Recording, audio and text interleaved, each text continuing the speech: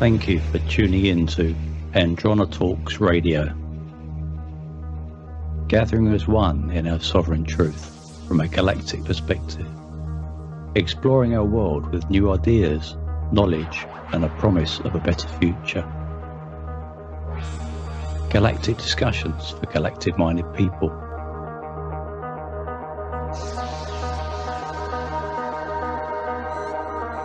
Andronetalks.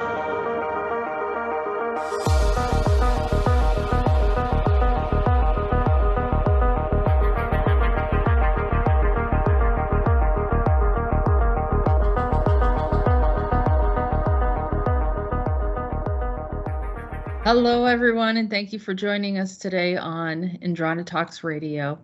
And today we have a wonderful guest. Her name is Iris. Many people know her by the name of Powerlady. And we've been talking for a couple years now. This is true. I regard her as a very gifted individual, a very kind soul, and very insightful in some of the ideas that she's going to talk about today. So without further delay, hello, Iris. How are you today? How you doing, Jessica? Thank you for having me on. I'm pretty excited and a little bit nervous, but you have a very calming effect. So I will look forward to you using that skill that you have. Well, like I said, you just talk like you usually do. Like it's just like another conversation, and that's what I feel is real, is people just talking from their heart and the things that they're impassioned of, that they feel very strongly is important and they want to share with the public, or some kind of insight that they have. So, and I know you have some really good insights. Now, one of the gifts that you have, because I talk this, a lot of people, everyone has levels of psychic ability, right? That's correct. So, some people, it shows up in different ways. Some people are really good with mediumship. Some people are really good with picking up intuition and ideas about different people. Some people can remote view. And then some people can see into the future. And you have some, that's called foresight. So you have some of those abilities, right, to be able to see into the future. And it makes me think about many clients that I've had, and there's been a handful that have said, can you please tell me when I'm going to die? And I said, I'm definitely not going to answer that question. That I don't blame you. And I don't know why people want to know that. They really shouldn't know that. And I would not want to be responsible for telling anyone that information. I agree. So if you listeners are looking to find out something that negative, and I know some people are not happy, right? They don't want to, they kind of want to leave, they want to leave and go to some other place where they feel is more welcoming or happy for them. But it's not about that. It's about being at peace with yourself before you pass over in the first place, as much as you can. It's really important. And the only reason I'm bringing this up, I don't usually talk about this particular topic, but a person that has foresight may be approached for this reason, and I'm just asking you, please don't do that. But the thing about Iris is, if she does see something that's interesting, she will share it with people. That's true. Yeah. There have been many people I'll see something and I have to figure out a way to tell them. And once I figure that out, I'll send them a text message, or some I don't have their number to, but I'll find them on Instagram or someplace. And I said, hey, like they're following my page, which is Super Soldier Lady Talk. And I'll say, hey, I saw this, and I saw you in there's maybe something in the space program, or in a super soldier scenery or something like that. And I say, this happened to you. And I say, this is what you need to do. I'm just giving you the information. What you do with it is up to you. I said, but you should break ties or you need to clear this up. And I'll tell them what they need to do and I leave it up to them. And they'll usually thank me or something like that. But I feel the information comes to me. So since it's coming to me, I'm obligated to tell that person, this is what I saw about you and I want you to know. And so this is what you need to do to clear it and get it taken care of. So that's what I do. Right. Mm-hmm. And you have a book. You have a book. I have. I'm working on a book, but I have about 6 journals. Yep. And because what I found out is when I started logging in my dreams, a lot of the dreams connect. So I have like 2 weeks of dreams, and I'll notice that 2 to 3 of them make up a story. But if I wasn't tracking them and writing them down, I wouldn't know that. And I have seen people that I haven't met before. So I saw this guy and I'll draw his picture. Somewhere down the line, I'll see him. I was like, oh, I saw you 3 months ago. I know I'm just meeting you, but I saw you. And I see situations and I see things going on in movies and series that I've never seen before. I see portals. I see beings coming into our world, our plane of existence. I see the underground stuff. Lost children come to me. I've also, people who passed away have shown up and I've helped to cross them over. And I guess the best way to explain me is that, like, as an oracle, I see everything about anything. It's nothing specific. I've remote viewed by not knowing it. I've seen futuristic things, future things. I've seen past lives, past things. The inicident thing, I've seen that stuff. I've seen explosions, lands decimated. I've seen myself above the earth. Looking at Antarctica, I've seen so many things, and each time I write it down because somewhere down the line it becomes significant. And I'll say, I'll text Jessica, say, hey, I saw this. It looks like it's a portal and it's in a desert or something. And Jessica's very good at, she zeroed in. She said, okay, well, that is this. So let's get it closed. So the lovely thing is that this relationship that has developed over the years that with Jessica and I, it's like I see something and I'll send it to her or we'll talk and we're able to clear it up and help humanity. You know, I'll see something and she'll say, there's other children there. We've got to go rescue them. We've got to heal them and pull them out of that. Or they're in this program. We have to help them. See, just talking about this is giving me chills because it's beautiful the work that we do when we help. I'll give an example. I saw a little boy. He was hidden in a closet. He had on red pants. He looked like he's about 8 years old. He had red pants on and sandals, and he was hidden in a closet. And I asked for help to see him. And so as I asked for that help, I was able to see his face, and I saw that his hair, and he had on like a torn T-shirt. And I said that he reminded me of like a skater kid or, on the beach with the surfboard. And when I talked to Jessica about it, what we found out is that he was a starseed who was kidnapped, taken, and tortured. And I didn't make it in time to rescue him. But his people thanked us because they were able to retrieve him. And there was a little, I would say argument, but they were angry that he came here to help us and he was mistreated in the way that he left.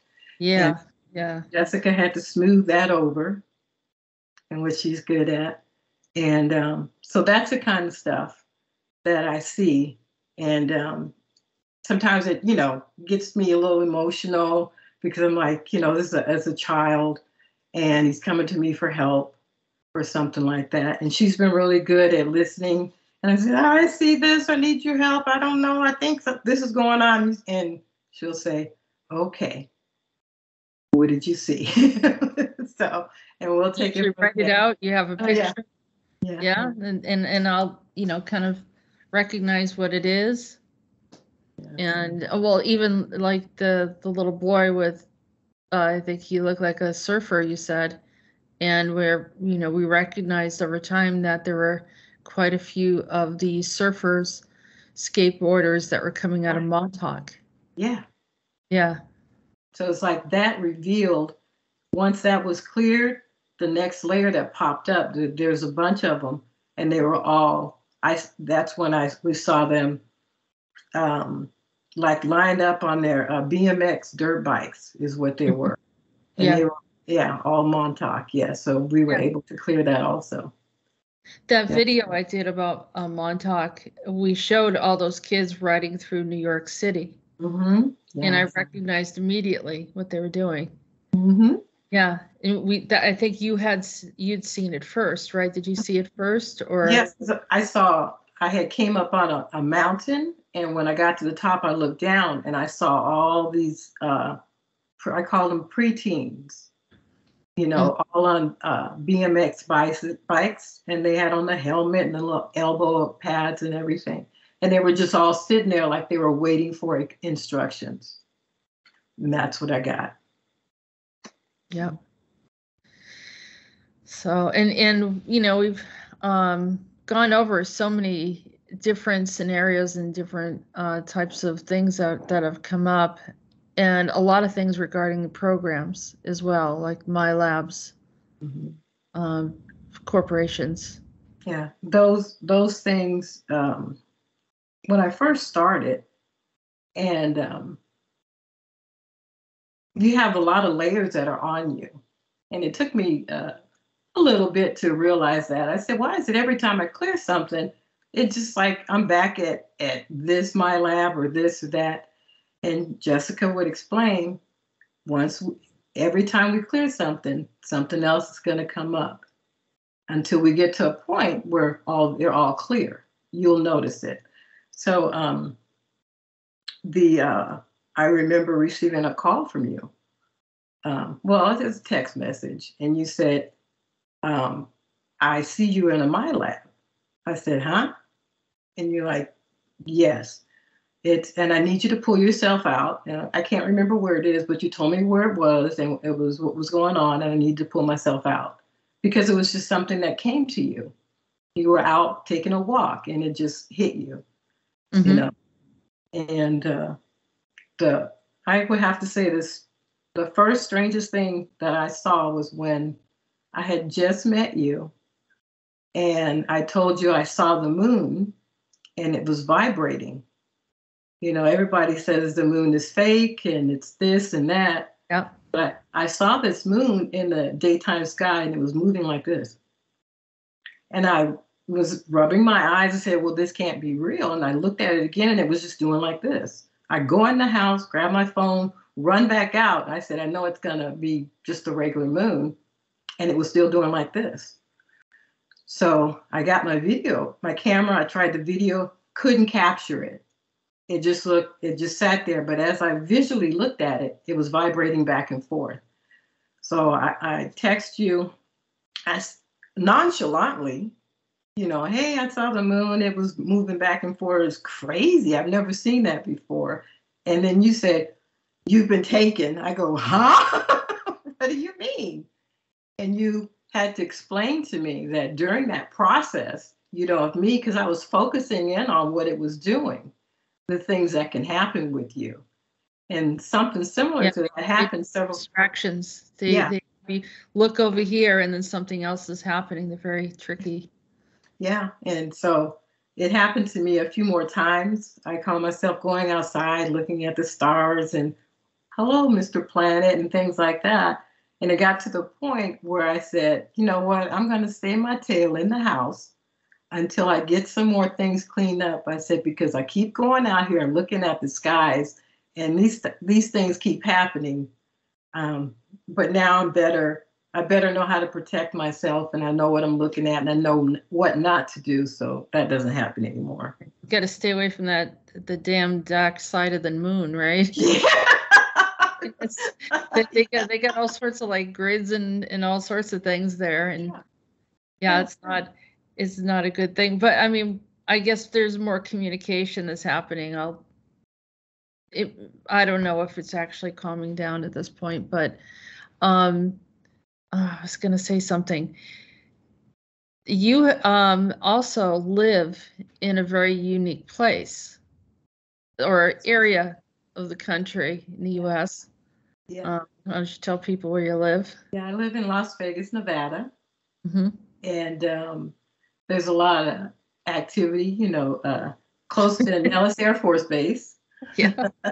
My father is actually, he retired from the military. That's how I ended up here back in 1972. So I'm not going to tell you how old I am, and don't try to figure it out. But so living where I live here, it's pretty much on the outskirts of town. I get all the planes, the F-16s, the C-130s, all those all the time. Black Hawks, the helicopters. It's really interesting because I never noticed them before living here, but since I moved in this home, I see them quite frequently. And I also do this thing called caught on ring doorbell. Oh, yeah. Yeah, because outside my home, there are always so many orbs, not just 10 or 20. It just looked like they were just flying all the time. And I'd sent Jessica this video. I said, look at this. Because I couldn't see them with my eyes, but through the ring doorbell, it just looked like it's snowing. And it's not dust. They all had a trail to follow. And it got to the point that it was so many. Flying by. Yeah. There were so many of them that we had to work on clearing them, because after a while, having so many, it starts to mess with your energy, and more things start happening at your house. So I remember that. People underestimate orbs. They don't think that they're anything important, or they laugh at the idea of fairies or any type of supernatural activity. But those type of things can really mess up your life. They can be very, or they can be delightful depending on who it is that's visiting you. So it's possibly a double-edged sword. To kind of engage in some of these things and go outside and observe. But you just have to be careful. But I always say that your area is pretty lit up. I mean, there's a lot going on. Yeah, that's what you said. He says pretty busy. Because there was one little thing that I saw outside my house, and it looked like I thought it was a fairy. And I said, hey, look, Jessica, this is a little fairy. And you said, that's not a fairy? I go, well, what is it? You said, it looks kind of like a snake. I go, what? So I previously had some dreams, and this little being was trying to contact me. And my son said that he had saw rainbows in the house. I go, what do you mean rainbows? He goes, yeah, I saw one over there, and then I saw another one. I said, okay. So I had, in my dreams, I went to another realm. And in this realm that I went to, I was called the Lady of Mystere. So I'd been to this realm many times. And I have drawings of some of the beings I saw, books that I saw. And apparently he followed me back here. And he was trying to get my attention and not scare me by showing the rainbows. So when Jessica and I finally contacted each other, she was able to see what he was and found out that he was looking for help to be released because he was from like the Roman times and tried to, I don't know, overtake or do something and was caught, and they sentenced him and his whole family. And they ended up in this realm. And so he wanted help to get out. And he followed me here because he said that I was nice and that he felt I could help him. And after it's all said and done, he was right, because we were able to help him. And once he was taken care of and put back with his family, Jessica was able to see what exactly he looked like. You know, he was no longer what they had turned him into. So it had a nice ending, I must say. Yeah. Yeah. And that's one of the benefits of having the ability to see and look into the other dimensional space, is that you were able to help at times. And, you know, sometimes they're looking for someone that can just hear them. They just want to know that they're heard, or that, you know, to be able to express a problem and trying to figure out their way around things, and maybe they're confused about their surroundings. So that's why I honestly believe that's why people have abilities and gifts, not necessarily to win the lottery, which all of us would like to win the lottery. But, you know, I mean, it's I haven't been able to use my ability for personal gain in that way. And you know, you recognize that there's a higher purpose in it, and it feels very rewarding, you know, when you know that you can help them into another space of peace, you know, because the afterlife is, you know, a continuous path where it goes from, you know, your birth and then into the afterlife and then a return back again. And it's, some people get mad when I say that because they want to believe otherwise, which they can. You know, this is what I've seen, what I've experienced. Right. So I'm probably not going to change my view on that. But they, you know, I know some people think that we shouldn't have any type of karmic experience. We shouldn't have any reincarnation experience. But we do. I mean, there's many people have. So some people think this is it. As soon as you die, it's over. I haven't seen any evidence of that. Just the opposite. Oh. So it's and death isn't always a negative, and it's not always black and white. Like, you know, you're either good or bad, or you go to heaven or hell. That too, people might not be happy that I said that. But I think that if you have to have peace of mind when you pass, and that you've followed your consciousness and how you deal with other people in your interaction with people. Nobody's perfect. People get angry. People get vengeful. You know, everybody has those emotions. Anyone that says that they haven't, I don't believe them. No, I wouldn't. But it's part of the spiritual experience. And so there are those that maybe they have agreed to help those that are in the afterlife.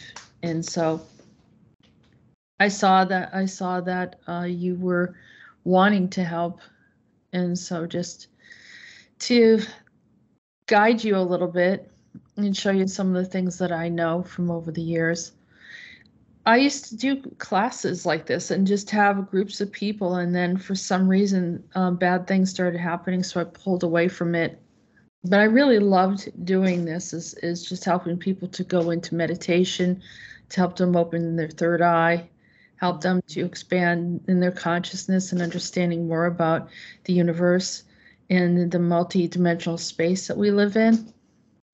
And some people, you know, they have their own unique abilities. And so everyone says, well, I want to be like you, or I want to be like this other person, or I want to be, you know, and I always tell people, be you. Your ability is very unique to you. And don't compare yourself to others, because it's not even about that. Because if everyone was exactly the same, it wouldn't accomplish a whole lot. Right. You're absolutely right. I have to say, with the things that I've learned to you, which is a lot. It's a lot. Because I came from starting out in the Bible, trying to figure out, I had been used to being told what it said. Mm-hmm. So once I retired, I waited a while, I started going through the Bible. And all these things I started learning and realizing that what they were teaching, in religiosity was not what was in that book. And I started seeing things a whole lot differently. I had more questions. The word matrix is in the Bible. It's in the Old Testament. How is that possible? Because there's scripture that says you can't change a word or a dot, tittle, title, whatever. But the word matrix in there. And then I found there are other words that were in there, like Easter, that was put in there. Then I found out the letter J didn't exist until like 400 years ago. Then I found out about hidden books. So I went through that process, and it took me from there, found out about reincarnation, past life. Then I started having dreams, because normally my dreams were me running. You see this? Matrix in the Bible. Exodus 13:12 Mm-hmm. is the word matrix. Yeah. He openeth the matrix. Exodus 13:15. Exodus 34:19. Numbers 3:12. Numbers 18:15. Yeah, it's there. Yeah. And I know that word is not 2,000, 3,000, 5,000 years old. It's supposed to be James versions, by the way. That's KJV. King James version. People are not familiar with what version because there are like some more modern versions. So it's not a modern version. No, it's not. 1664. Is that King James? 16? Yes, it is. King James. Yeah, King James. That's the one that I have. I have about. I was so involved. I have probably 5 to 10 Bibles somewhere in there. Openeth the matrix. This is not terminology that we use right now. So there it is. The information that people are wondering about. The word matrix, you're right, is a new word. Is an old word. Mm-hmm. It means in that context, it means womb. Where everything is, where life is. Yeah. So there's a lot of ways to explain things, and the Bible is a type of history book. It has some of it, but not all of it. Right. You're right. And many of the hidden books, or the books that were taken out, like for the book of Enoch. Yeah. It's mentioned in the Bible, but it's not in there. So then I had to go get the book of Enoch and read it. And it is something. Well, Enoch is mentioned, but he's mentioned in a very short place in the Bible, a very small section. Mm-hmm. But what they say about him is very profound. Is Enoch walked with God, but he was not, because God took him. Mm-hmm. And then you have to, what does it mean to be taken? He was so he was so evolved or ascended that he was taken up that way. Yeah. And that's all they said about him. And then there's that whole book, and no one even includes it in the original writings. Right. So once I found out about the Apocrypha, which were all the hidden books, and I read those, then it took me to learning, then readings and dimensions and reincarnation and clearing your house and how to protect yourself. And it took me a whole year of going through that. And then it took me another year of watching Jessica before I actually contacted her. I watched all her videos, and then I watched other people's videos. And then I was like, well, I really like her. I'm drawn to her. And it took me a whole year. And finally I sent her an email, and then I didn't hear from her. And I kept checking, and then I watched one of her videos, and in the comments I said, "Hey, would you check your email?" And you said, "Okay." You checked it, and you contacted me, and here we are today. I said, she must be really busy, Sometimes and she is. Emails, it's horrible. Yeah, that's my downside. And she's busy because she wants to help everybody, all the time, whenever she can. So she's stretched out. So I had to learn. I would call myself getting, I don't know, she doesn't know this. I would call myself getting mad, like a tantrum, I guess it would be. I would be, well, I text her 6 days ago and I haven't heard. And to me, it's like, this is very important. I need to talk to her. But my son would say, Mother, she has hundreds of other people texting her, and it's important to them also. So she will get to you. She said that. She reads I said, okay. And then, boom, it's like you heard it. And then you're like, oh, sorry, I'm just getting back to you. Da, da, da. So she always comes through. And even when I start to doubt, I said, well, maybe it's going to be, she's real busy, so I won't worry about it. And I'll turn around and she'll text. Because we always think everything that we do or see or know is important, but everything is important at some level, and she gets to what she can when she can. It's the best, she's just one person doing the best she can, I guess. Yeah, well, a lot of times I'll look at it and I'll immediately, I'll do the stuff that I do. Mm-hmm. And then I'll catch up with you afterwards. And I always, some of my friends know, well, we know that you looked at it already. And so it starts to work on whatever the problem is. Yeah, because I tell them, I said, well, she says she reads everything, so she'll get back to us. Don't worry. Yeah, I mean, I do miss things sometimes, but which is, not anything that I'd like to do. And I don't ever like people to think, oh, I guess I'm not good enough for her, kind of, who does she think she is? She didn't get back to me. And it's nothing like that. It really isn't. I like meeting all sorts of people, but I mean, it's good, but this is not about me. This is about you. So you brought up the Matrix, so we might as well go right into the Matrix. Okay. The Matrix. Because one of your good friends said to me that you were the Oracle in the Matrix. Yeah. And I sat there for a moment. I thought about it. I'm like, I could see that. Mm-hmm. I could see that. You'd be the calm one. Mm-hmm. I don't know if you ever smoked the cigarettes or anything like that. But I used to carry my candy in my purse, but I don't anymore because I'm cutting back on sugar, so to speak. But I could see if anyone was the Oracle there, I could see you being there, just kind of relaxed and dealing with it. Yeah. The part that I have a hard time with is the fact that the Matrix is created by Mobius, and it was a construct that we weren't supposed to have to deal with, but it seems to persist until we're ready to release it, I guess. Yes, we keep when it pops up, we keep breaking ties, keep clearing it, and it just keeps finding a wiggle, a spot, and comes right back. But we just have to keep staying, stay the course.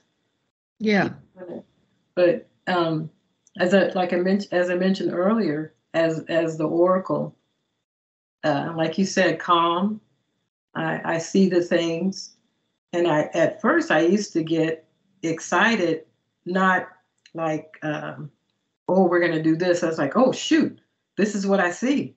And then as I learned and understood, because the visions to me, when I see them, there are certain things that mean different things. So I say, hey, I saw the moon and it was red. What's up with that? And then you said, no, you saw Mars. I'm like, oh, are you sure? There are things that, for some of the programs, for example, there's certain things. If you see a red and white umbrella or a black and white checkered floor, we know what programs those are. state constant. And when you're in the dream state and you're seeing something, I had to learn to remember what I saw, because I remember telling you the first time, well, I saw this man, and you said, well, what did he look like? He was tall, and you said, okay. So then I had to train myself that when I was in my dream to look at his coloring, his eye color, his facial expression. What was he wearing? Yeah. And some so of the details, some the pick up. details, those are very important. And then the dream journaling that I do on my website, I have a class. It's called Dream Journaling 101, and in it I go through each step on how you fill it out. You put in the details, the color ink pen that you use, and how you track them to put them together to make a story. And so, the thing that I say, if you can't explain how to draw it, if you can't put it in words, then draw it. Because there's a lot of things that I see that I want to write about, and I can't, so I just draw them. And I'll hold it up to Jessica. I say, well, this is what it looks like. You're like, that's a so-and-so. Like, oh, you think so? And you're like, yeah. Because I can't, some things you just can't put in words. So we just draw them. Yeah. And well, it's experience. Mm-hmm. A lot of people say, well, how do you do this? I want to open up my third eye. I want to be able to see things. And I say meditation. No, but I really want to learn how to do it. And I'm like, it's meditation. It really is. It's something that I have, I mean, I tried to relate to other people because I did start at a very young age, and I don't want to be insensitive to, I know that it's difficult and they want to have their recalls and memories. But if you can't quiet your mind a little bit to go into that place and allow yourself to see things and not discard them as just, some kind of daydreaming, but start writing it down and you'll start seeing patterns of different things. Right. And so helping people to kind of spend that time with themselves and not ignore the basics. The basics are you have to meditate. You must take that time where you're not thinking about, where you have to go next, what store you have to go to, and what your boss said, or you can't be upset. If you are upset, you go in there and start breathing and releasing it, and then you can go in and deal with it. So when you get into the more sophisticated types of seeing, you're not in a place where you're in danger, because it can be dangerous. Well, and when people say, well, nothing can really hurt you. Yeah, it can, or they can mess with your life. I've had beings just go right down my timeline and just shift everything on me. I've worked with people where they literally get physically attacked. Yeah. People have like some kind of scheduled situation happening, or, work, or, suddenly they lose their job, or, like bad things start happening. If you don't know how to interact or what you're going after. And so it's a sophisticated thing. Yeah. I would love to, like I said, I'd love to do a course on it at some point and help people through, some of the basics. And, you kind of meet on a regular basis, or like once a month, or, once a week. Actually, that would be a wonderful idea. And that will help people be in a safer place, because I know people are tampering with things, and then they turn around and they'll say, yeah, and I was, I'm in my lab, and, I'm so angry, and why did these things happen to me? And, and then they feel victimized. And a lot of us have been through a lot of different things, but there are those that take the route of being a victim, and there are those that take the route of freeing themselves, and then there are those that want to actually go in and fight for others, like the super soldiers. Yeah. The super so soldiers. Varying degrees of it, and yeah, we've talked about a lot of the different things, but to help guide you, so you're not in a situation, or so because they're very tricky, and how that they'll try a lot of different things. And these are sophisticated beings that have been here long humanity was on this earth. So, I've been, I tell people, I said, if they give you anything to eat or drink in the astral, do not take it. You know, that's like a hard and fast. Drink the Kool-Aid. Yeah, don't. Whatever you do not drink that Kool-Aid. Yeah. Because I have been given drinks, and at first, I was like, oh, yeah, I was drinking this liquid, and she's like, yo, no, you don't do that. Do it. I said, I think somebody gave me something in my hand. No, you don't take nothing. Before you go to bed, have a drink right by your bed. Just have crazy. Drink your own stuff. Yeah, drink. Do not accept anything. So that was something, because I do remember it was that who shall not be named, Archangel Michael, that other one pretending running around, the negative one. He gave, especially once I know I'm not supposed to be taking food or drink in this vision or dream that I had. He gave me something, and it was in a red cup. You know the red cup. Oh, that red cup. Everyone knows about the red cup. He handed it to me, and I got it backwards. I had the cup, and he said something to me, and I took it and I threw it in his face. And when I did that, this being changed, and he came at me, and I woke up. I said, what the hell was that? And I wrote it down. I said, I can't wait to tell her this. And but he was a nice outfit, just man with blonde hair. Yeah, when they want to seduce somebody, they know how to look. They know how to look exactly the way you want them to look. Yeah, because I told the first time I came, get rid of the veil, right? Yeah, doesn't look anything like what you first expected. Mm-hmm. Yeah.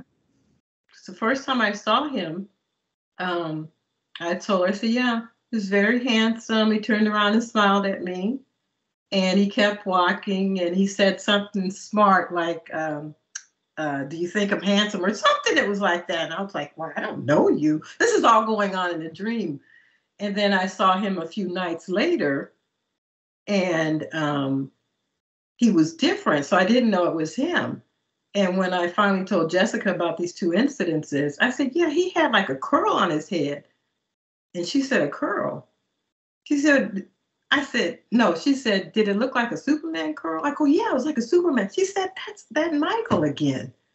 And she goes, why is he bothering you? I was like, I don't know. But he kept showing up. And so I got to the point where I was able to recognize, even though he looked different each time, but he was always handsome, because he's got an ego that's bigger than a house, so to speak. Likes to look handsome. Yeah, he does. Mm-hmm. Yeah. Different hair color, beautiful teeth. But that one time when I threw that drink in his face, and he just came out and changed out, and I looked, and I came out of that dream just as quick. And to write it down, it's very strange things. So we have some things that that we should probably bring up. Is one, you have before you started doing this, you had a career in the police force. Yes, I was a corrections officer for Las Vegas Metropolitan Police Department. Was there for just under 20 years. Like 19 years and some change, working on my retirement. There came a point in time, this feel like, came a point in time where I got to work in internal affairs as the first corrections detective. So it was very interesting, because in it I worked with patrol, had my own little office. I wasn't in a module with 80 inmates, managing them. So, and there came a point in time with the shooting of Tupac Shakur.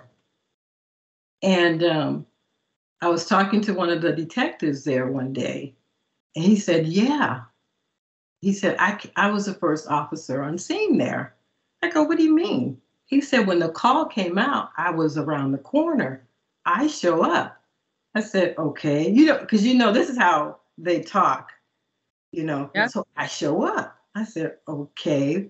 And what did you see? And of course, he's dragging it along because I'm sitting there with tell me more, tell me more. And he said, well, I saw that he had been shot.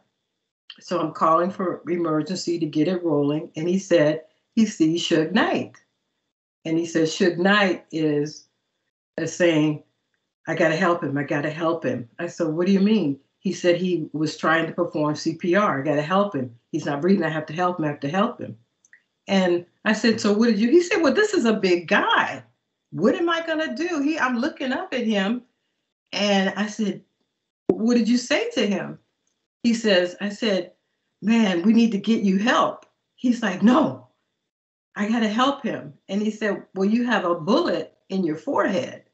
So Suge Knight took a bullet also. Wow. And it was sitting right under the skin. And he could see it at the time. So I said, well, what did you do? He said, well, once he realized what was really going on, he backed off. Everyone arrived. They were able to take Tupac, to the hospital. And Suge Knight wanted to ride with him. And I know you cannot ride with him.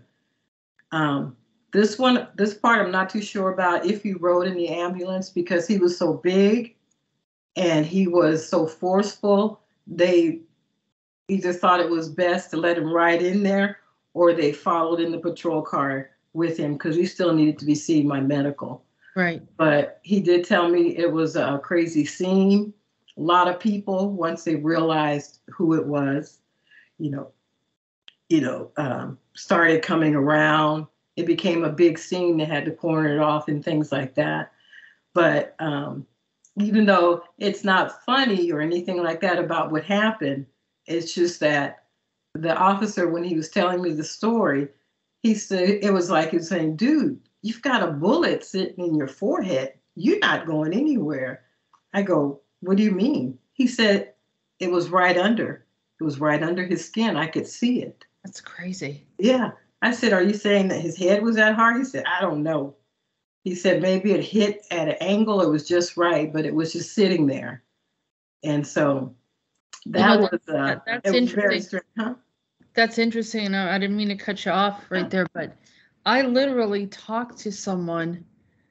I was invited on a show, and I was talking to this guy that had previously interviewed this other person, and he says, do you think, he asked me to come on the show to talk about this other person to see whether or not he was a super soldier. And he said, do you think he's a super soldier?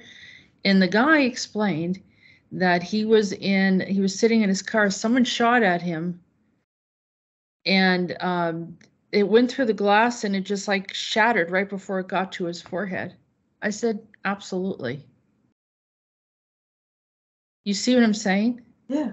They have this ability that they can deflect, and it's absolutely incredible. It sounds similar to what you're saying. I know that it sounds like he's a big guy, but yeah, something like that is possible. Yeah. Because something happened. He said it was just sitting right there at the top of his forehead, just under the skin. It's those abilities when we're at that point of trauma that they come out on their own, and it's right then it's muscle memory. We don't even know what we're doing or that it's happening. It just happens, and you're like, how did I get here? But it's a form of kinesis too. Right. So something's coming at you you're pushing against it. Yeah. It's pretty amazing. Yeah, it is. That situation, everything around that was really traumatizing for the public. I remember everyone loved Tupac. Yes. Probably like 5 people in the country didn't like him. Yeah. Everyone, people disliked him. Yeah, and those 5 wouldn't even say they wouldn't, because they have to deal with everyone else. Because I think it was this territorial gang stuff that was going on. But his music talked about what was really going on. It's not what I hear now. I mean, I still turn his stuff on and crank it up, California, all that. And I still listen to it.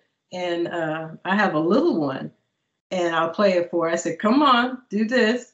And she said, Grandma. I said, come on. Yeah, that's this Tupac. Yeah, this is how we do it. And so she's like, I like that. I said, yes, because his music is still right on time. It's still. And he talked about what was going on, and it was the truth. And his lyrics, I remember he was on some talk show, and he tried to say he talks about killing cops and stuff like that. He said, I never talk about killing cops. Never said it. He knows his lyrics, no matter what song it was. Right. He repeated what was in it. It's the things that I see nowadays about the rapping and how they do it doesn't even compare. Just like the music doesn't compare, because back then people played the instruments. They played. It's everything digital across the board, which that element of being, going out to a live concert where people are playing and singing, and that part was really a lot of fun. They can't do that. They have, the machines around them, and it's not really that same type of band or group, type of setting like they had. You and I have exchanged music because we kind of grew up in the same era, and we listened to similar music as kids. Yeah. Yeah, we do that. So, here's Friday Fun song, we sing that. Fighting. But you brought up something else too. Let's see. So the thing with Tupac is a little weird for me. First of all, they came out and said that they solved the crime, or they solved who actually tried to kill him, or did kill him. What are your thoughts on that? It's very interesting or strange, because you find out through this guy that there was some type of hit put on him, and that I believe he was in the car with 2 other people that actually did the shooting.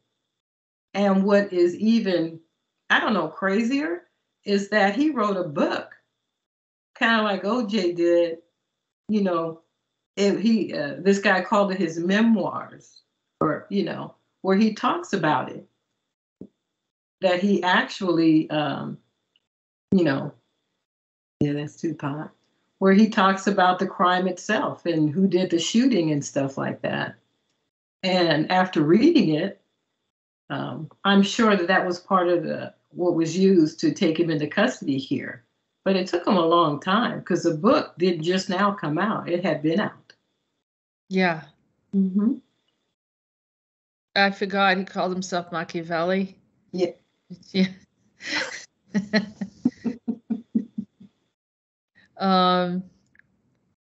For those that don't know who Machiavelli is, it's a book about an Italian, I forget what time period, and he was very persuasive, very, very persuasive. So, and then he had, was it Notorious Big, B.I.G.? B.I.G. Small. That's him. I think that's where the rivalry was between them. Right. It was East Coast, West Coast. Yeah. And it had something to do with Biggie Small's wife, Faith Evans. Beautiful voice. And you think that was the rivalry, was over her? Yeah. I think it may have been something that started, it. But I just think it was the East Coast, West Coast, Yeah, like they had to have their, they had to draw the line.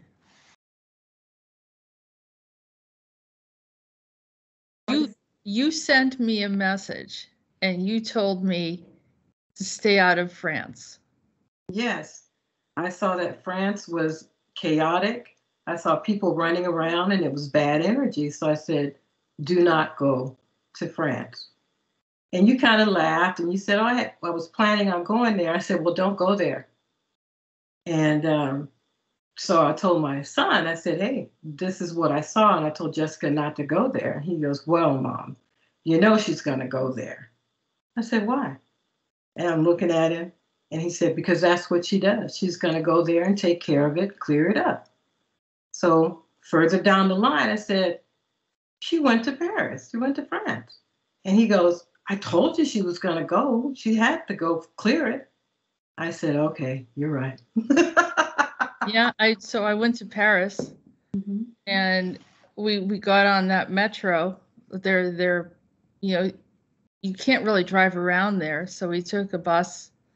No, it was a fast train, and then got to wherever we need to get to, and then this is the it's called the Mobilius, or however it's Mobilio.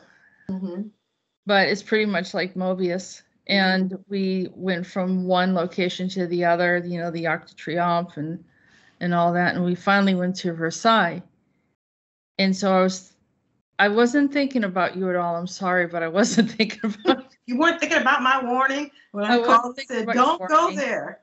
I had a croissant. And we found this, we decided to go to Versailles. So we kind of left the city and we went to Versailles. And on my way back, I see this guy walking past me with a Tupac on his sweatshirt. He's wearing a hood. He had a mask on. And I swear to God, his eyes looked like Tupac's. And so I stood there and I looked at him and I was like, and he looked at me, and because it's almost like he knew that I knew. And his skin was lighter, but his eyes were pretty much the same. And I walked past him, and then I stood and I turned and looked around, and he turned and looked around. And then I called my friend and said, hey, do you see that? That guy, he's wearing a Tupac shirt and he looked like Tupac, right? He turns and looks. And then the guy turns, then I look down the street, he's gone. He was absolutely gone. So he disappeared just that quick. As soon as you realized something was afoot and you're like, let me get a picture. Gone. So is it possible that Tupac is in Versailles? It's interesting that you say Versailles, because I remember some time ago, that is a series, a TV series, I believe. And something happened that I had connected with, and you told me that I should watch it. I didn't watch it, but I started looking at what it was about, and I said, oh, it's going to be a long series, so I'll give it a minute. So when you said Versailles, that's the first thing I thought about, that TV series that you told me to watch. That was a crazy TV series. I'm going to have to watch it. Yeah. But I took another trip, and I saw I was in Strasbourg in France, so it's more south now. It's kind of on the German and French border. And I saw a sign of Biggie Small. That's interesting. I saw a sign, not a person, but I saw a sign. Like it was in one of the storefronts. That is, what do they call it? Synchronicity, connections, all of that. Almost like the both of them are just saying, hey, this is where we are. We're still around. That's what it says to me. We need a little bit more energy. So see, we're still here. keep us on your mind. Interesting. That's funny. Yeah. Funny in a good way. Mm-hmm. Yeah. Don't go to Paris. Oh, I'm going to Paris. I'm going to Paris. Of all places. Yeah. I thought my warning was very stern, but my son told me that You don't usually do that. Were go. You don't usually do that. But I saw it and I said, and I didn't know where you were. And when I finally talked to you and I saw your background, I said, are you in Paris? Like, no. Paris, we were just in Paris for one day. Just one day. We just saw everything we needed to see. And then we're gone. He said you were going to clear everything. I don't know if I cleared everything, but I definitely asked for help. I mean, we actually had quite a few people helping us. They weren't French people, but they were nice to us. I don't know who they were. Different countries or whatever. And we, it's easy to get lost if you don't know where you're going. Right. But it felt, even though like I said, that it didn't feel like there was a lot of French people there. I mean, they're doing so much and trying to erase, individual societies and so forth. But I didn't feel unsafe.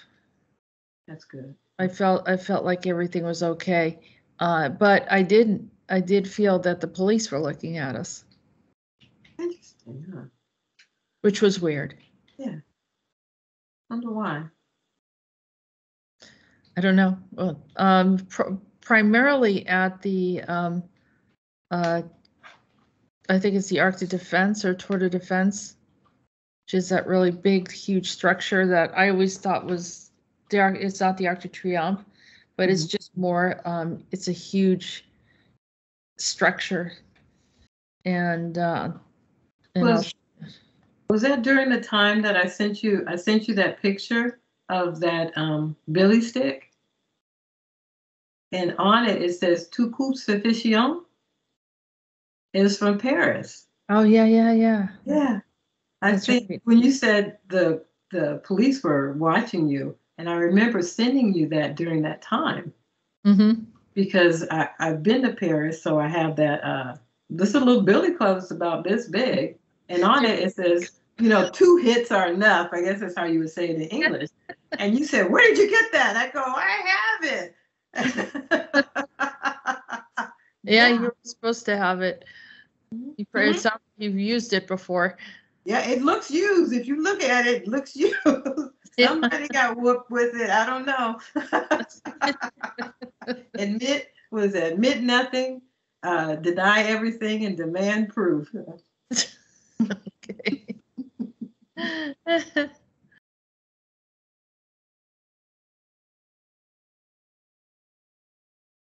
Something in the culture and the society at that time told them they had to hold their end, or protect or something, which you look at it, probably doesn't, to us it doesn't mean anything. Like, why would they do that? But they were, because they're into that, they were in that was their life. So it's still like that. And for the gangs are a whole different society. They live differently. They act differently. They don't play by our rules. We don't participate in their rules. It's very exclusive. When it came to the gang, it was before I started with the police department. I worked for the housing authority. That was an eye-opening, because I didn't know what a housing authority was or what it did. It helps low-income families find housing and things like that.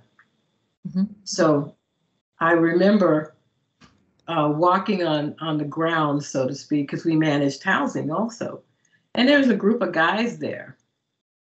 And I walked by and, well, hey, how you guys doing? You guys live here? Oh, no, we're just hanging out. Miss Lady, thank you. I'm like, oh, okay.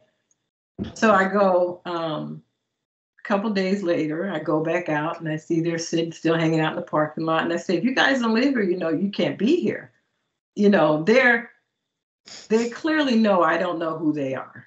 Right. So I finally go back to the office and I tell my boss, I said, these guys keep hanging here. And I told them that, you know, they can't hang out. He goes, you don't know who they are? I go, no, I know they don't live here. He said, those are the Rolling 60s. I go, what are Rolling 60s? It was the name of a gang. And they had infiltrated, and that was their territory, our housing complex. So that was my first experience, me going out there telling them that they didn't live there and they were going to have to leave, where I was going to call the police. And he's like, no, you don't do that. That's what we have security for. I was like, oh, I didn't know. I'm managing the property. I see people who don't belong there. So I had to learn a few things back then, you know. Yeah, I did security work in Boston. I wasn't a police officer, but just like a concierge, and working in this one building. It was right in the middle of the city, and some really strange people would try to get into the building. And it's almost like at that moment you're like, hey, you don't belong here. You know, all of a sudden you're thinking like, did I just said that, right? Yeah. Now I have to defend myself. Something happens. I mean, we didn't have weapons or anything like that. But you know, that's the first step in like in the police department, is your presence and your voice. Just you standing your ground in an authoritative form. And then when you use your voice, you don't say, you don't belong here. You have to use your voice. And when you do that, it's a command voice. And a lot of times they're like, oh, okay, sorry, we're just in the wrong place, and they'll leave. But then there's some like, I don't care. So you have to figure out what level you have to go to next. But those are the first things, are your presence and your voice. It's very powerful. Very powerful. Yeah. I think, people like us that have that soldier background somewhere, you know, that we just you can automatically go into it, and then you're thinking about like, I can't believe I just said that. Yeah, did I just say that? Because some guy that's like close to 7 feet tall, and I'm telling him what to do. I mean, it was really weird. It happened a few times, or people that just looked like they weren't there at all, really drugged up or something, you know. And you do whatever you have to do, but I mean it's a minimal scale to being a police officer. I wasn't even close. Yeah, so you can imagine. But your police force was called the Metro too, right? It was. Yeah, we say Metro for short. And so Peter talks about the Metro all the time. Oh yeah, I've gotten. At first, I didn't recognize it. I thought I would be at work, in the dream state, and there were just different things were different. And I would say, yeah, I think I was at work, but it was like no oxygen. It was like apocalyptic. It was real crazy. She goes, that's the Metro. I go, yeah, the Metro. Because I knew the Metro as where I worked. And I also knew the Metro. We're confused about as in Paris, you know, the Metro, you know, you take the Metro. She said, no. And you sent me a link. I said, oh, that's what it looked like. So you sent me a link about the Metro, the game, the Metro. And I was like, yeah, that's what it looks apocalyptic, people on the ground. But I knew I was working for the police department. It was real strange. It is. It becomes a crossover. Mm-hmm. So it's like part what you recognize, and then part of that you're actually in this other reality. And it wasn't, you know, just as you explained, it wasn't like you even knew anything about it, but we could confirm that you were there because you could describe it without even looking at the content. Mm-hmm. And you just think you're having a dream, and it's a little different. You don't realize you're in a game or a program, because I do remember specifically one time my son and my ex, they were in this same Metro. It was very apocalyptic, and they were putting a game together, and they had all these parts on the table, and they was all grungy, and And I was trying to figure out, because they would go out in the morning and they'd scavenge parts and bring it back because they were trying to put a game station together. And his father wanted it. It was something they were doing together. And when I told you about it, he said, well, let's keep an eye on it because there's nothing going on. And my ex at the time, who was a little something, that's about all I could say without being negative. He was very calm and peaceful. And so we left things as it was temporarily, until to see how it played out, because it actually helped him here in the 3D. He didn't cause any problems because he had his son with him in the other reality. But we eventually had to pull both of them out. Right. Mm-hmm. But that helps everyone. Mm-hmm. Yeah. Yeah, some people think, well, you're in something, that means you're there forever, and it doesn't necessarily mean that at all. It's just that people don't realize that they can pull themselves out of some of these situations. But you're there as a witness, you're there to observe it, mm-hmm. and to see what that experience is like, and maybe you volunteered to participate or to help people out.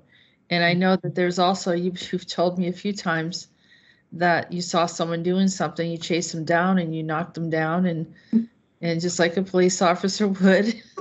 Yeah, because I do remember one particular time I saw this guy being taken, and it was the house. So I remember running upstairs, and as I got to the top of the stairs, they took him up another flight. So I just kept running, and when I finally got there, they took him through this portal. And I went through, I remember going through, it was a portal, but to me it was a doorway. And when it came out, it was different. And I ran up to the house and I couldn't get in. And I kicked the door in and I went in there, and I was able to get him. And when I kicked the door in, you said, "You're wearing your police uniform." I go, "What?" You're like, "Yeah." I said, I just kicked it in. You go, "Yeah, but you're wearing a uniform." So I must have went dressed the part and said, "I'm gonna kick that door in." I thought it was so hilarious. We cracked up about that. You're like, "Yeah, I knocked someone down and I went out." I said, "Whoa, wait a minute, what are you doing?" Yes, because someone was standing there, I was like, "Get out the way." And I ran up and boom, kicked the door in. And you go, "Yeah, you're wearing your police uniform." I go, "What?" You might have even had like a bat or something with you, or something. I was in full gear. I was like, wow. I said, "Please tell me I didn't have the hat on." No hat. We don't do no hats.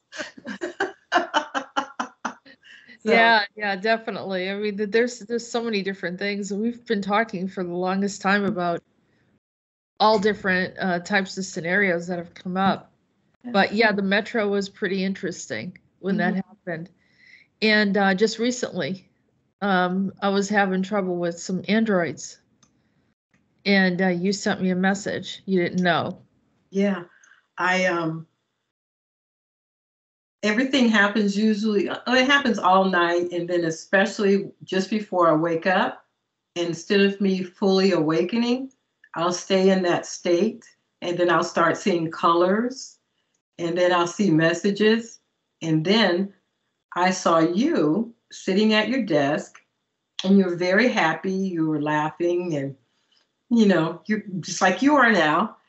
And then I look behind you and I see this woman. I said that she was dressed like she was in the 60s.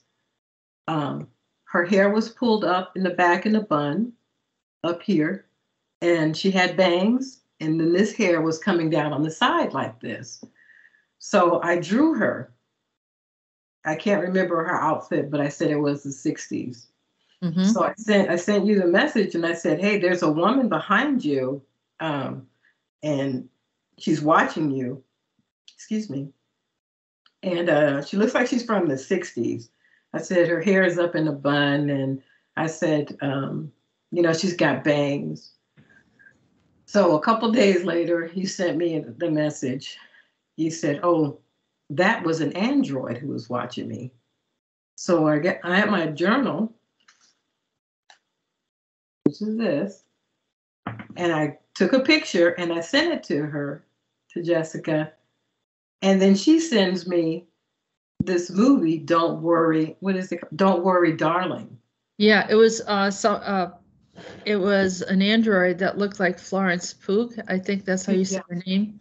Pugh, yes. Yeah, and I could see her actually standing next to a friend of mine, and she was wearing this like white outfit or whatever, but I knew she was dressed up in some kind of I don't know, like you said, the 60s hairstyle. Mm-hmm. And so I sent this to you, and then you started looking at the movie, and that's to see it. So it was kind of like, a little bit of a poofy here in the back. Further in the movie, she actually has the back of her hair up with the bangs, with the hair coming down the side. And I said, wow, I said, this is my drawing right here. I saw her. Yeah. Yeah, so, she's standing behind you. They are, they are using or replicating, or however they're doing this with these androids. It's very, very strange. I knew immediately she was, robotic as opposed to being humanoid. Mm-hmm. So I'm not really sure what's going on regarding, how they're replicating different people, whether or not that she is the same as she was before, that type of thing that Peter usually reveals. But that's exactly what we saw, and you knew about it. It's actually a very good movie with a good twist on the end. I thought I knew what was going to happen throughout the movie, and then they had that little kicker at the end, which I'm not going to say, so that everyone can watch. Don't worry. Yeah, you'll love it. Yeah, well, the whole movie does reveal how it's like a Stepford wife. Yeah, like the Stepford wife. And the woman have to be a certain way, or they have to obey, and then they finally conflict. I think she conflicts with the boss. Right. It's over it, and she starts recognizing that there are weird things going on. Yeah. Mm-hmm. Chris Pine, that was the boss. From Star Trek. I'm sure the ladies who are here know who that is. Yeah. Yeah, women know. Yeah. So we have some other things too. So we can go and take a look. Oh yeah, so this was the guy that admitted that he was the one that shot him. Mm-hmm. Where's his name? Yeah, Dwayne Keith Davis. Yeah. I did try to get some information about what was going on, but they were pretty tight-lipped over there at the department, Yeah, they probably can't say a whole lot. Mm-hmm. But what's your gut feeling on this? My gut feeling is that he was involved, as far as helping to set it up. He may have not been the trigger man, but he knew all about it. And he was part of the assassination, the murder, whatever you want to call it. He was part of it. That's what I get from him about this. And I'm just curious as to why it took so long for him to be taken into custody. Someone died? Someone else died that was involved? I think he's the only one that's surviving out of the ones that were in the car. Yeah. What do you think? I mean, this was, I hate to, I don't want to we can get deep into the conspiracy theories, but a lot of these deaths, it's almost like, we can do, there was multiple people that died over the course of time. We have Martin Luther King and JFK, Robert Kennedy, I won't say Mandela because the Mandela effect kicked in for that. But yeah, there was these traumas that occurred of people that were in leadership, and it was done on purpose to create this pain, this perpetuating a level of pain that they didn't want certain people that were kind of heroes to the rest of the public. Well, I do agree with that. The energy that a Martin Luther King or Tupac Shakur put out to the people, it was positive, and it gave people positive energy. It gave them hope. You know, that's something right there, that they could, you know, rise up and do something. They don't have to accept things the way they are.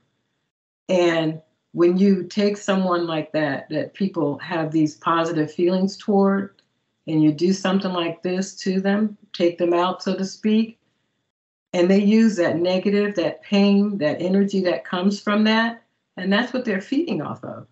You know, they take the ones that help the communities, that help the people, and they'll let them do it for a while.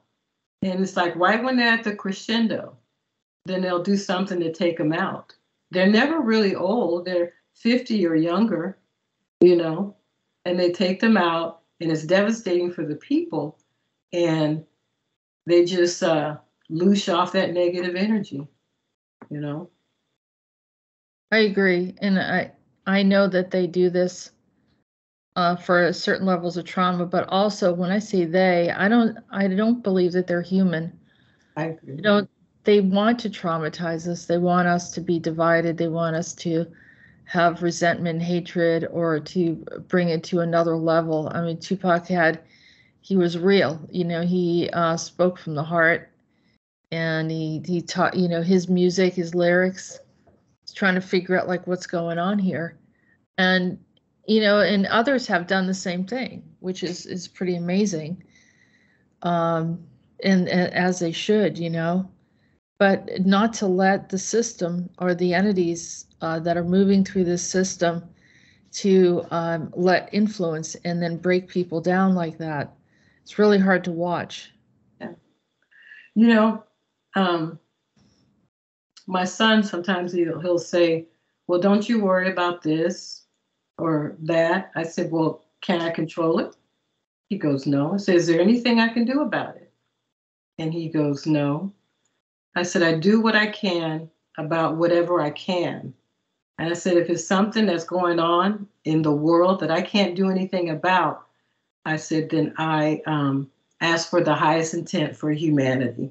I want the best outcome for the people. And I'll send good energy, good healing, or whatever you want to call it. I said, because I could only control what's here in my purview. Everything else, it's up to something else, but I can assist by asking for the highest intent for humanity. And he's like, okay, well, I get that.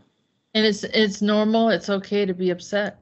Mm-hmm. It's normal to cry, feel sad about something, and feel like, and acknowledge. A lot of people get into this cognitive dissonance and they don't want to deal with anything. They're ignoring everything that's happening.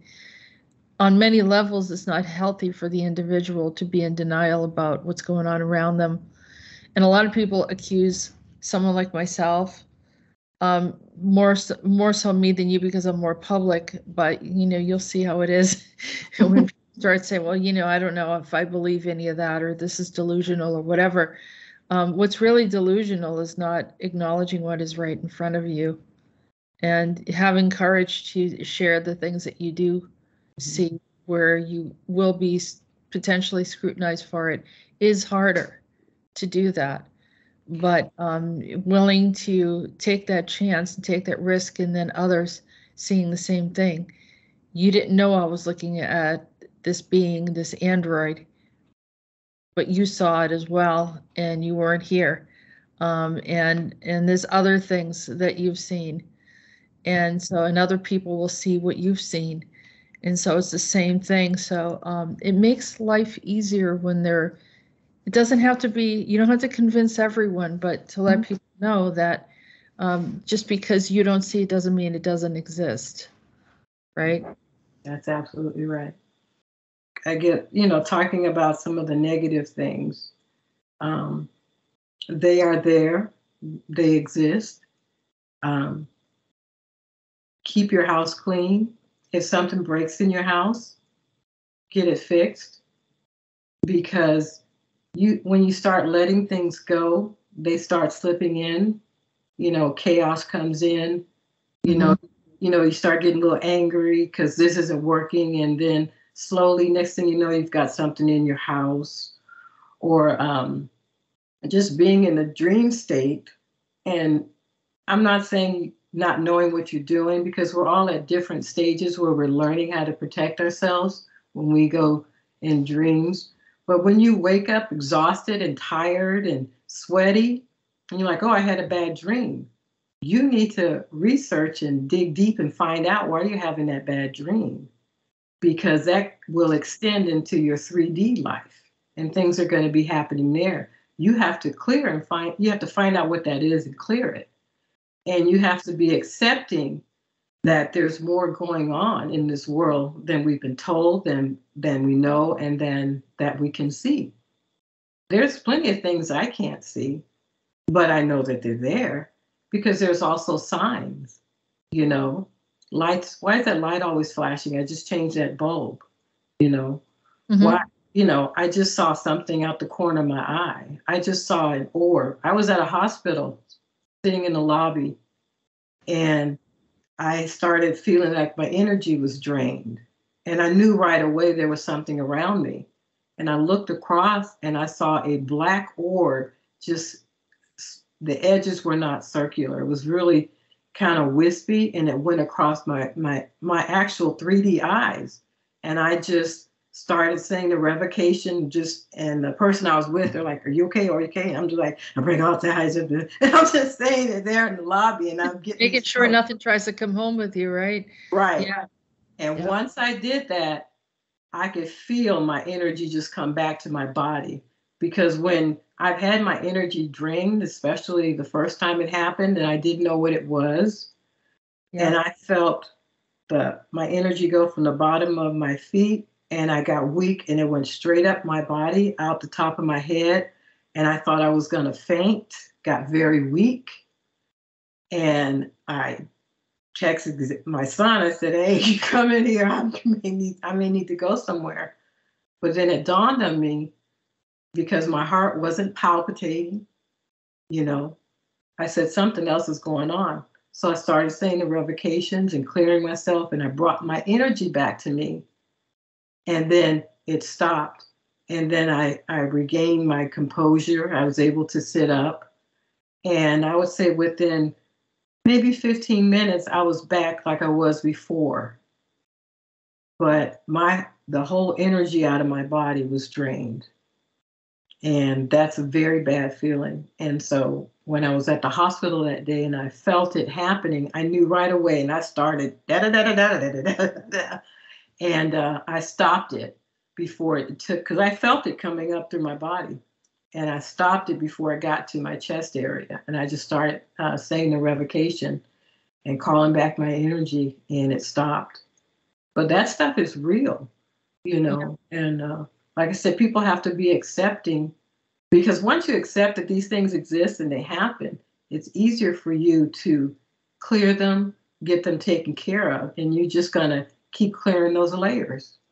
That's right. Exactly. The revocations are there we'll put the revocations in for people to be able to practice them and to understand how they work, because your consent is there's a level of protection while you're on the planet, while you're in your body.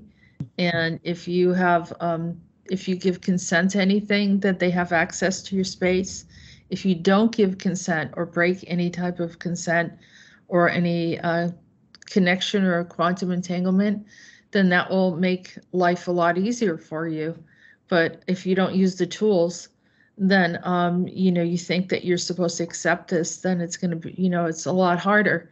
Mm-hmm. So if you use the tools and see if they work for you, to just try to release and gain control of your life and in your sovereignty while you're here, that will prevent a lot of or at least, pull yourself back to whatever is happening right now, because people that have abilities, that are gifted, are usually the ones that they're choosing and have chosen, especially when you were younger.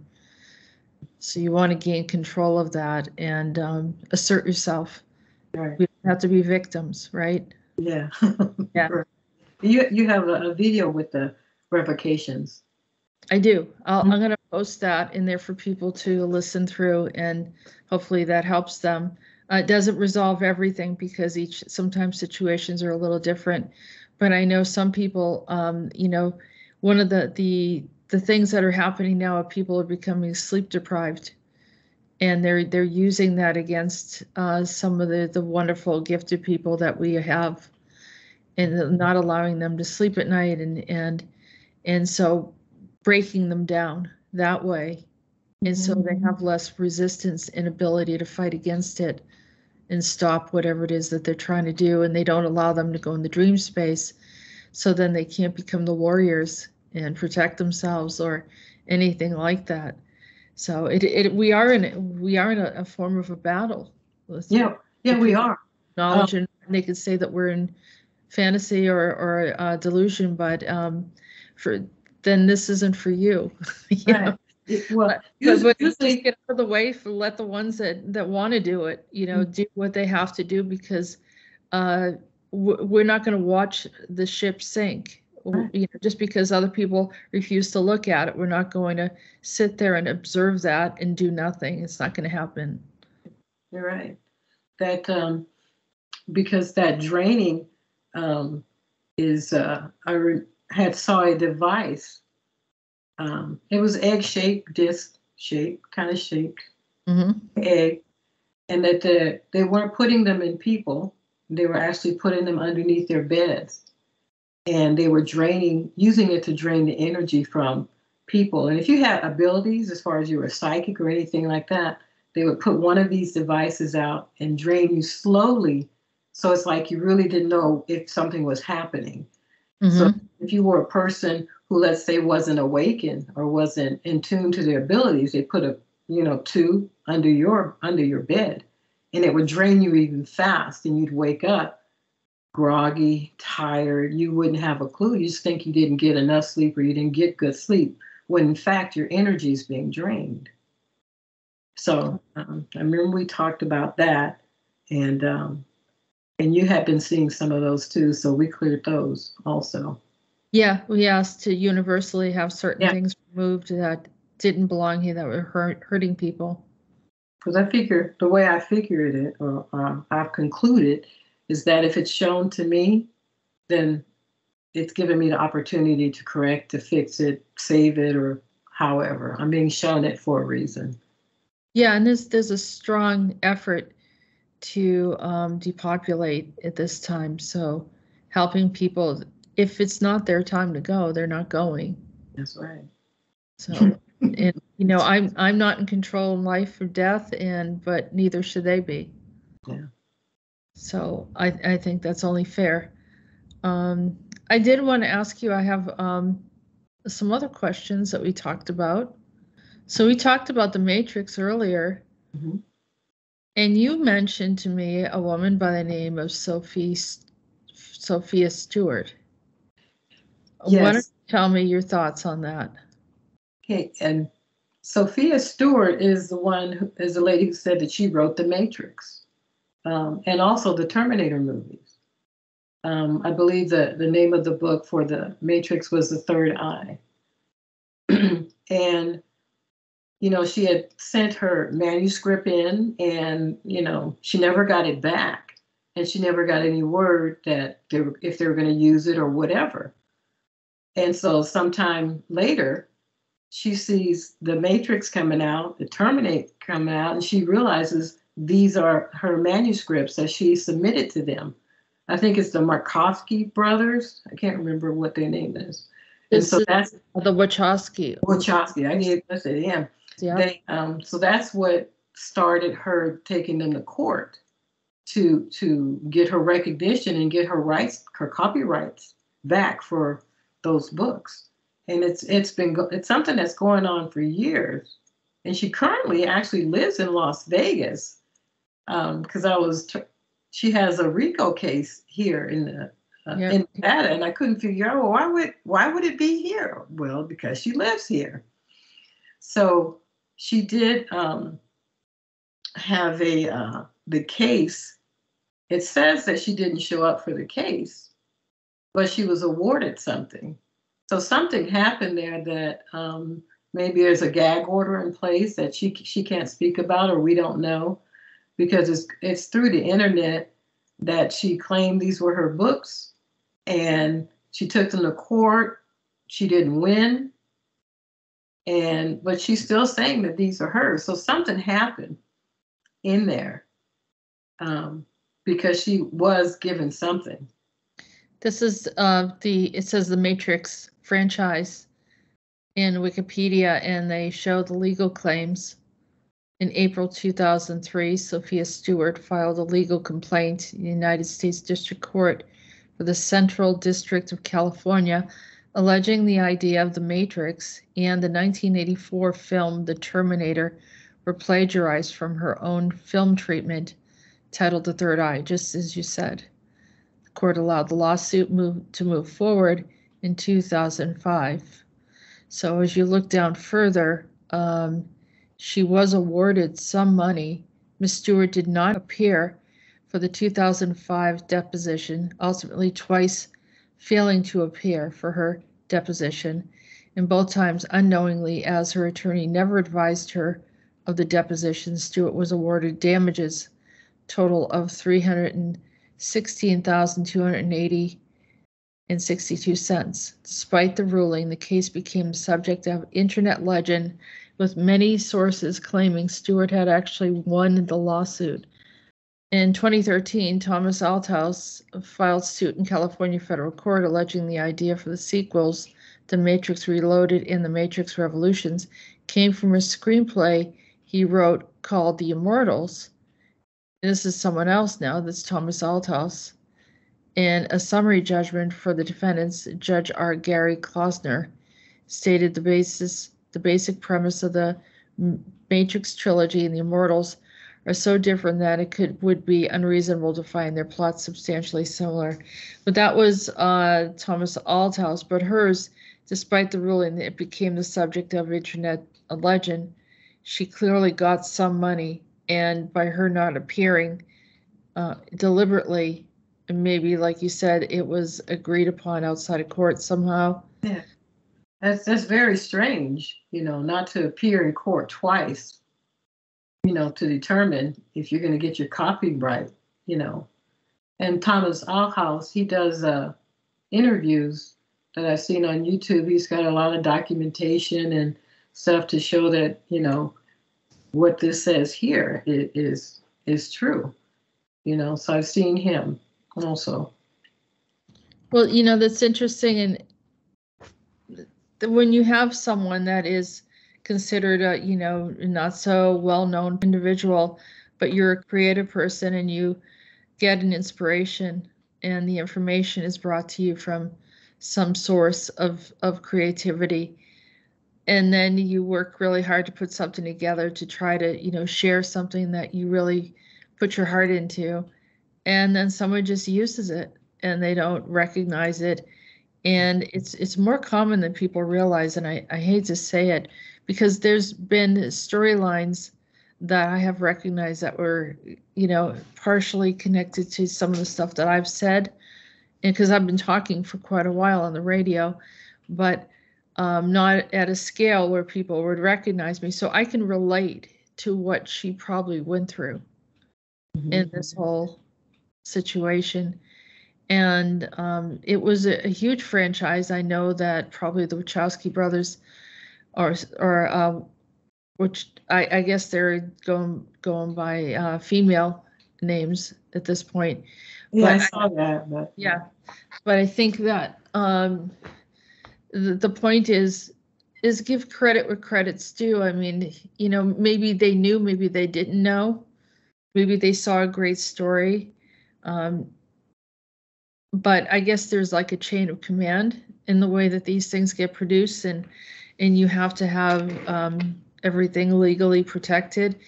But I mean, I can relate to, I felt for her.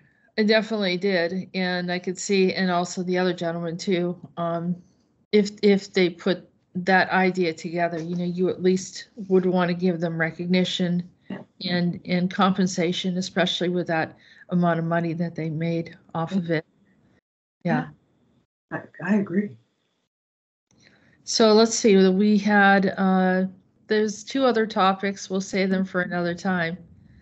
And for now, I think this is a good note to leave it on and say thank you for being here. And I've been wanting to do this for a while. I'm glad we finally get the opportunity to. And just pretty much have a cup of coffee with each other and have a conversation and to share some of your ideas and some of our experiences with the public. Yeah. Well, I want to thank you for having me on once again. And I thoroughly enjoyed it. I wasn't as nervous or as I thought I would be. Because like you said, we're just sitting, just having fun, talking about stuff. You know? And I look forward to the next time we get to see it. I look forward to the next time that we get to do this again. Thank you so much, Iris, a.k.a. Powerlady. Powerlady. I want people to come and see you and see more of what you're doing, and we're going to have that information for them.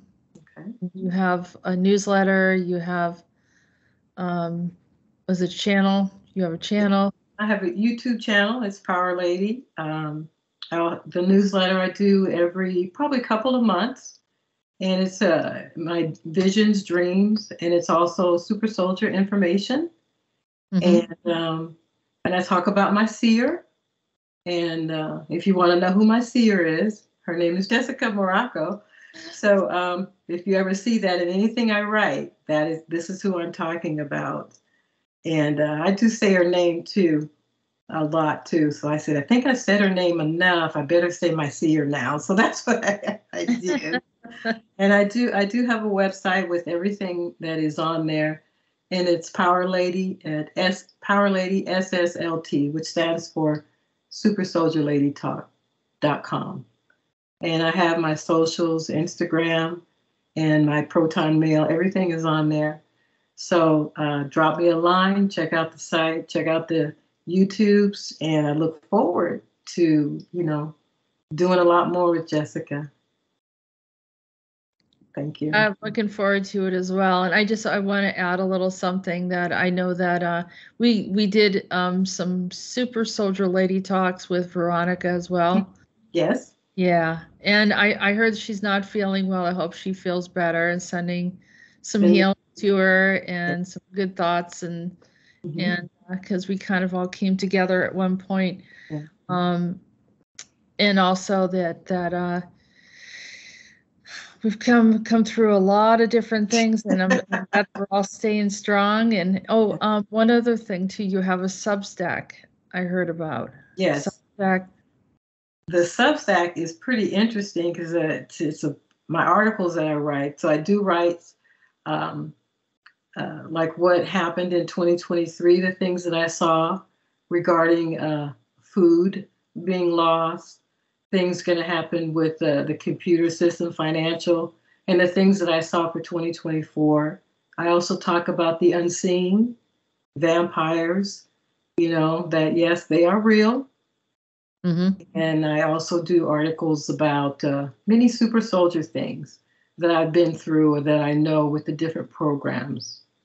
So that's Powerlady again, Substack. All righty. Thank you, Iris. Thank you. Take care. I love you. Stay strong.